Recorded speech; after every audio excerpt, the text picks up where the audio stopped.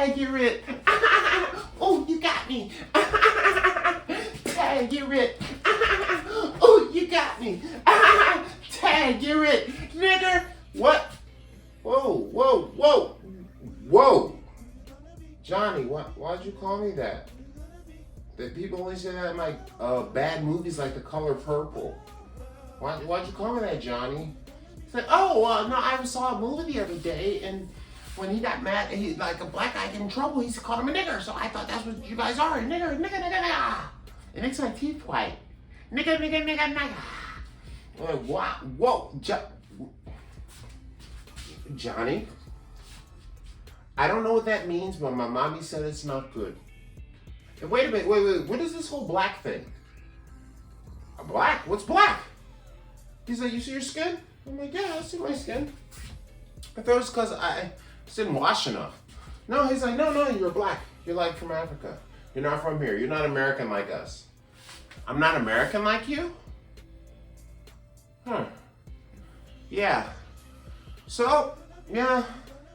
You guys just got a little insight into a future therapist meeting between me and the psychologist I will never hire because I don't talk to no fucking shrinks. I'm from Philly. I don't play that shit.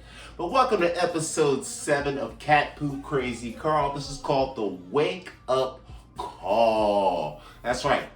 Wake up! And the Wake Up Call brought me to so many different things. You know what the second part of Wake Up Call, because I always subtitle my stuff? Deep changes. Because one thing I learned in life is that a wake-up call will bring you to some deep changes. It'll change your direction. I've only seen humans change with a wake-up call. So, as you know, all these videos start off with an intro, a premise, the basic concept of what I'm going to talk about, most of the scenarios I'm going to discuss in this TED Talk on Weed style video that I do for episode 7 of Cat Poop Crazy Car. We'll deal with that later. So, on this one, on the intro, which is normally the fairly boring part, I'm going to tell a partial story about the first time I got my true wake-up call, and I realized that the culture that I was raised in was not everybody else's culture. So, I kind of knew it when I was a kid. I knew it with Michael Jackson. I knew it with music. I knew it with some other stuff. I knew it when I saw All in the Family with Mr. Carroll. I knew it when I saw the Jeffersons, but I didn't really know it, right? And then one day, I finally went to college. I went to Hampton University in Virginia. And when I don't know if you guys know, there's a young lady named Kendra G, who's very famous right now online, who went to school with me also. She was a couple of years behind me. I tried to get her phone number. She would not talk to me at all. She was like, get that big motherfucker away from me. Like, she wasn't having no parts of Carl. But that's a whole story. So anyway, I got to Hampton University, and it was the first time I was outside of Philadelphia. If you do not know, Philadelphia is a majority black city. It is 40% African American. There's about 2 to 3 million people there in the city, and if you count the suburbs, more. And I believe there's about 1 million, maybe a little more black people. The next largest black population in this country is in Chicago, which actually has a lower percentage of overall people, but more black people in that location, which is Chicago. But Philly is second on the list for total African Americans in the city. So basically, my whole life is black. My mayor was black. My police chief was black. The cops were black. The fire marshal was black. Everybody was black. It made no sense to me how the rest of America was like, oh, the first black something. I'm like, I'm from Philly. We done had the first black everything 7 times. So I had no concept outside of the African American heritage. I was raised in Philadelphia. And I was in America with all the rest of you guys. So I get to Hampton and I start meeting people from other parts of the country. Now this was an HBCU, which is a historically black college and university. Some of them are private, some of them are public. Many were created actually by Caucasian gentlemen who took pity on us African American folk.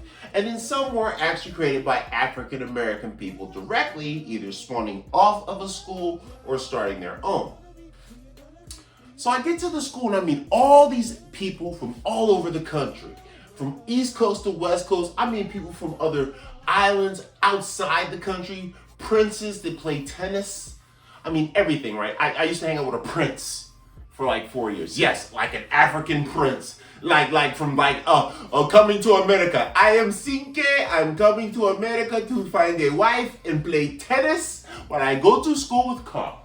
Yes, I was hanging out with a prince for like 4 years. And I also went to school with DJ Envy from Hot 97's morning show with Charlemagne the God. He's, it says Hampton Institute? Yeah, Hampton University. We was in school together. He's about a year behind me. So he's about a year ahead of that Kendra girl and a year behind me. He was my young boy, but he was older than her. DJ Envy, that light-skinned guy. So yeah, I'm kind of low-key famous based on the people I went to school with. But that's a whole nother scenario.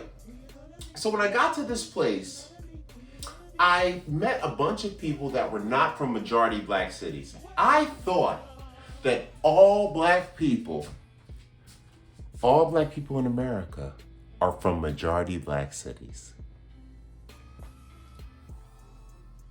I know, I'm fucking stupid, right? Dude, we're 13% of the country. How could everybody be from majority black city? So when I started meeting people that were they were kind of not black. They're like, hey dude, what's going on, bro? What's happening, brother? Oh man, I smoke cigarettes. Oh man, black girls are fat. I don't like that. I was like, what you mean with the big butt? I like big butts. They're like, oh, big butt. Man, nah man, she's got a big butt. That means she's gonna be fat when she gets older. I'm like, what kind of black dudes is these? If the ass ain't fat, I don't want that. That was my motto from Philly, right? So I had my TV shows that I like, Martin, Bill Cosby. Well, I guess I can't say that out loud anymore. All the shows that we used to like. But then the guys I went to school with, they like weird shows like My Wake Up Call, Seinfeld. Now, for 3 or 4 years, I had heard about Seinfeld and how great the show was and how wonderful it was. I tried to watch it before I went to school a couple of times. I was like, I ain't watching this bullshit. The fuck is this? Fucking dorky ass, curly fro motherfuckers. I felt like Kyrie Irving and Kanye West for 10 minutes watching it. But that's a whole nother issue, right? So I'm not watching this shit. So then I got a roommate that loved Seinfeld. His name was J-Man. I'm not going to say his real name. He's from Maryland.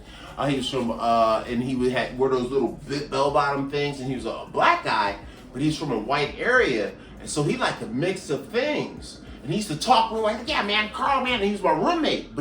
But they matched us up based on our personalities, so our personalities matched, even though he wasn't from a black place. That's deep, right? That's deep. So he told me, no, this is my favorite show. You don't get it, Carl. This show is dope. This is the best show ever. Carl, you don't know nothing. So, of course, over time, I started watching Seinfeld with him. And the first couple of times, same as when I first tried to watch it. What's this shit? What's this corny dude? I don't know what's going on. There was a woman behind the car, and I was like, why is the car a car? Because a car has a handle, and handles are funny. And then everybody laughs, and I'm like, okay, this Jerry dude sucks. Right? But then, 5 seconds later, here comes my homeboy. Bah! Kramer. I'm like, ooh, okay. Oh boy, wow. Let me see what's up with him. And then George, I think George is a sucker. Then I find out that George was the dirtiest dude alive. Now the point of all this is that I ended up loving Seinfeld. And then I realized, at that moment, I'm black, and I don't get non-black stuff. That was a wake-up call.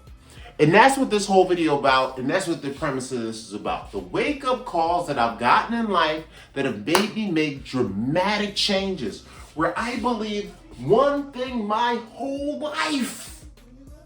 And then by seeing one moment, one picture in time, I realized that everything I knew was bull crap. And there was a dramatic change that had to happen. And that's why we call this episode 7 of Cat Poo Crazy, the wake-up call, deep changes.